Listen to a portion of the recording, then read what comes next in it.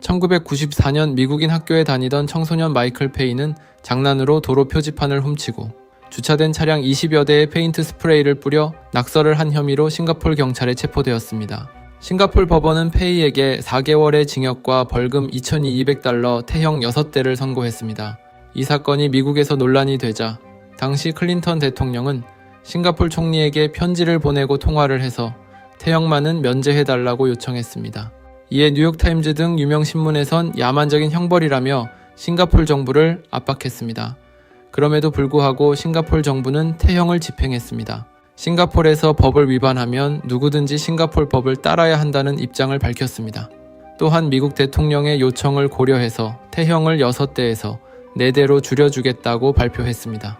미국 정부, 특히 클린턴 대통령은 이 사건에 대해 크게 불쾌감을 표했습니다. 싱가포르에 대한 강력한 대응을 예고하기도 했습니다. 심지어 베트남 전쟁 패배 이후 아시아에서 겪은 최고의 수치라는 말까지 나왔습니다. 싱가포르의 태형은 그 강도가 매우 세서 이에 대한 인권 침해 논란이 지속적으로 제기되고 있습니다. 하지만 싱가포르는 외국인에게도 예외 없이 태형을 집행하고 있습니다. 싱가포르에선 왜 이렇게 엄격한 태형 제도가 존재하는지에 대해 알아보겠습니다.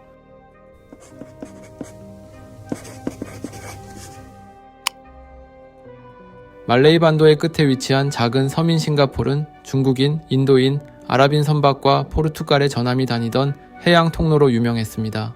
이 밀림이 우거진 작은 어촌 마을은 한 영국인에게 주목을 받게 됩니다. 18세기 영국인 래플스는 식민지 개척과 아시아 무역 기지를 위해 싱가포르를 최적의 장소로 판단했습니다. 인도와 중국 사이의 무역로를 따라 말레이 군도 정중앙에 위치해 있었기 때문입니다. 래플스가 싱가포르를 무역 항구로 선정하면서 이곳은 중개 무역의 중심지로 발전하게 되었습니다.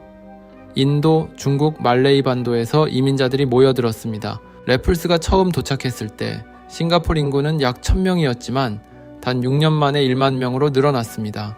또한 말라카 해협의 중요한 위치 덕분에 상선도 3000여 척이나 모이게 되었습니다.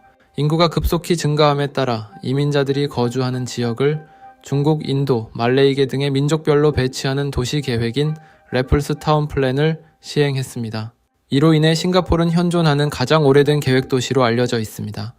작은 도시 국가인 싱가포르에서는 차이나타운, 리틀 인디아, 아랍 스트리트 등 다양한 문화를 체험할 수 있습니다.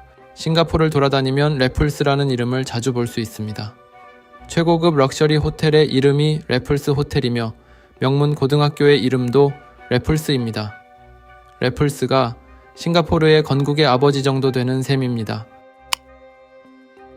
여러 인종들이 모여 살다 보니 식민지는 혼란스러웠습니다. 강력한 사법 체계가 필요하다고 생각해서 노예 제도 금지, 도박장 폐쇄, 무기 소지, 술 취함, 아편 흡연 등 여러 사회악에 대해 무거운 세금을 부과했습니다. 그런데 싱가포르의 인구가 6만 명이 될 시점에도 식민 당국의 경찰관은 단 12명밖에 없었습니다. 이에 매춘, 도박, 아편 남용이 만연했고 중국 갱단이 사회를 혼란스럽게 했습니다. 당시 영국 식민지였던 싱가포르는 영국 형법이 적용되었습니다. 이때 싱가포르의 태형 제도가 도입되었습니다. 형법에서 태형으로 처벌하는 범죄는 강도, 절도, 주택 무단 침입, 강 또는 매춘 등의 범죄였습니다.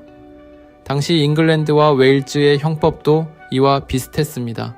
태형은 1948년에 잉글랜드, 웨일즈, 스코틀랜드 등에서 폐지되었지만 싱가포르는 오히려 더 엄격하게 이 제도를 시행했고 현재까지도 이어지고 있습니다. 영국 식민당국은 중국인 조직갱단의 폭력을 처리하기 위해 태형을 집행했다는 내용을 본국에 보고하기도 했습니다. 본국에서는 태형에 대한 우려를 표했지만 잔혹한 강도 사건이 연이어 발생하며 교도소 수감만으로는 범죄를 줄일 수 없다는 판단 아래 태형을 눈감아 주었습니다. 싱가포르는 2차 세계대전 당시인 1942년부터 약 3년간 일본의 침략과 지배를 겪었습니다.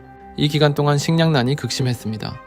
그러나 일본의 매우 엄격한 처벌로 인해 범죄율은 오히려 크게 줄어들었다는 기록이 많이 남아 있습니다. 싱가포르 건국 직후 지도자들은 이 당시 범죄율 통계 자료나 다양한 증언들을 근거로 태형 제도의 폐지 주장을 무력화시켰습니다. 싱가포르에서 태형 제도가 계속 유지되고 있는 배경 중 하나로는 종교적 영향도 있습니다. 싱가포르 전체 인구의 약 15%가량이 이슬람 신자입니다. 이슬람의 율법인 샤리아에는 태형과 같은 가혹한 형벌이 다수 있습니다. 따라서 싱가포르 사람들에게 태형은 문화적인 측면에서도 생소한 것이 아닙니다. 참고로 바로 옆 나라인 말레이시아에도 태형 제도가 있습니다. 많은 아랍 국가들에서도 태형은 여전히 많은 범죄자에게 가해지고 있습니다. 싱가포르는 국제자유무역항이자 아시아와 유럽을 잇는 중요한 경로에 있습니다.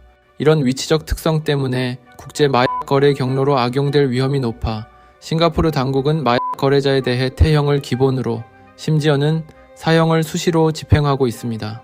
싱가포르에서 태형에 처해질 수 있는 범죄는 공공에게 심각한 피해나 위협을 주는 악의적인 행위, 파렴치한 범죄, 일부 불법 입국 행위 등입니다. 또한 강간이나 강제추행 등의 성범죄를 저지른 사람들에게도 징역형과 함께 태형을 선고합니다. 1999년 10월에는 한국인 관광객이 싱가포르의 호텔에서 여종업원을 성추행하다가 체포돼서 태형 6대를 받고 3개월 동안 현지 교도소에 구금되기도 했습니다. 싱가포르는 공공장소에서 껌 씹기, 무단 횡단에 대해 $1,000, 교통신호 위반에 대해 $230, 노상 방뇨 및 대중교통에서 음식물 섭취에 대해 $500 등의 벌금을 부과하는 나라로 알려져 있습니다. 싱가포르에서 태형 집행은 상당히 엄격하게 이루어집니다. 형 집행은 예고 없이 갑자기 불러내 매를 내리칩니다. 죄수들에게 불안한 마음을 가지게 해서 형벌의 효과를 극대화하기 위한 것입니다. 형장에 끌려 나가면 죄수는 옷을 모두 벗고 허리에 두꺼운 벨트를 채웁니다. 매질 중에 발생할 수도 있는 장파열 등을 방지하기 위함입니다. 그리고 죄수의 손발을 형틀에 묶고 다리를 벌려 엉덩이를 들게 합니다. 이때 2-3명의 교도관이나 담당관이 입회하고 간호사 1명이 만약의 상황에 대비해 대기합니다. 태형 집행에 사용하는 도구는 길이 1.2m, 두께 약 3cm의 등나무로 만든 회초리입니다. 단순히 제자리에서 때리는 것이 아니라 3명이 교대로 도움닫기로 달려오면서 체중을 실어 힘껏 내리칩니다. 짧은 시간에 연속으로 때리지 않고 1분에 1대 정도의 속도로 매질을 합니다. 살이 찢어지면 대기하고 있던 간호사가 약을 바른 뒤 정해진 시간이 되면 다시 매질을 합니다. 한번 태형이 선고되면 무슨 일이 있어도 반드시 집행합니다. 한 대만 맞아도 정신이 멍해지는 정도의 통증을 유발한다고 합니다. 2-3대를 맞으면 고통을 견디지 못해 쓰러져 병원에 입원해야 하는 경우가 흔합니다. 심지어 입원 중에도 계속해서 통증에 몸부림치고 헛소리를 내는 증상이 나타난다고 합니다. 태형 집행 때 받는 육체적, 정신적 충격이 매우 심각해서 남성은 수년간 발기부전 증상을 겪는 경우도 있습니다. 여성은 그 충격으로 평생 임신을 할 수 없게 될 수도 있다고 합니다. 이런 이유로 싱가포르는 이슬람 국가들과는 달리 여성 범죄자에게는 태형을 집행하지 않습니다. 싱가포르의 강력 범죄 발생률은 세계에서 가장 낮은 것으로 알려져 있습니다. 여러 가지 요인이 작용하겠지만 싱가포르인들 대다수는 강력한 태형 제도가 크게 기여하고 있다고 평가하고 있습니다. 우리나라에서도 강력 범죄 비율이 계속 상승함에 따라 태형 제도 도입을 찬성하는 의견이 많다고 합니다. 다만 이는 복잡한 문제로 범죄 예방과 인권 보호 사이에서 균형을 찾는 것이 중요한 것 같습니다. 여러분들의 생각은 어떠신지 댓글에 의견 부탁드립니다.